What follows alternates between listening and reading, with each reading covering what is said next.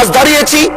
হয়তো আমার কথা অনেক লম্বা, আমি জানি না আপনি আমাকে সময় দিবেন কিনা, কিন্তু আমি বলতে চাই মাননীয় স্পিকার, আমরা যে জায়গা থেকে দাঁড়িয়েছি, বাংলার 30 থেকে 40 লক্ষ ওলামায়ে কেরাম আমাদের দিকে তাকিয়ে রয়েছে, কারণ তাদের কণ্ঠ, তাদের সে আওয়াজগুলো আমরা যেন জাতীয় সংসদ থেকে দিতে পারি।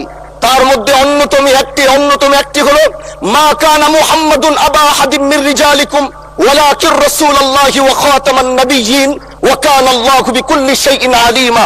আপনি জানেন নবীর পরে আল্লাহ নবী হচ্ছে আমার ঈমানের অংশ, আমার ঈমানের পার্ট। তিনাকে ভালোবাসা, তিনার উপর ঈমান, এটা আমার ঈমানের অংশ। তিনি আমার শেষ নবী, যেটা কোরআন ঘোষণা দিয়েছে। নবীও বলেছে আনা খাতামুন নাবিয়্যিন আলা নাবিয়্যা বাদি, আমি শেষ নবী, আমার পরে কোনো নবী আসবে না।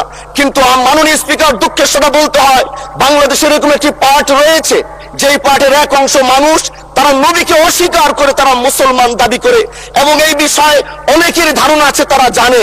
এই আন্দোলন করতে গিয়ে অনেক মুসলমানকে রাস্তায় শহীদ হতে হয়েছে, আন্দোলন করতে হয়েছে, স্বাধীনতার পর থেকে আজও সে আন্দোলন চলছে, কিন্তু আজও পর্যন্ত সেটা পাইনি। আমি মাননীয় প্রধানমন্ত্রীকে বলবো, আপনি বাংলাদেশে একটি ইতিহাস রচনা করে যাবেন।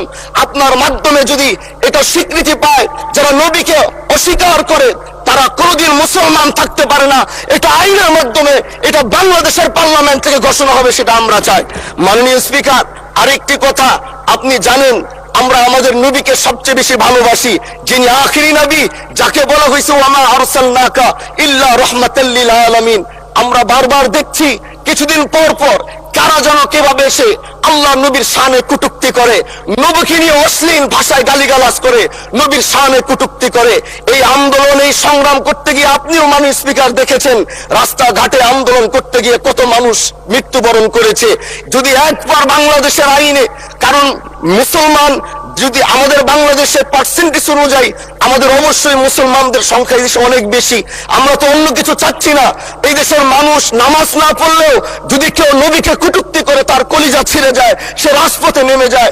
আমি বলবো, যারা নবীকে কটূক্তি করে, নবীর নামে গালিগালাজ করে, এদের মৃত্যুদণ্ড এই আইন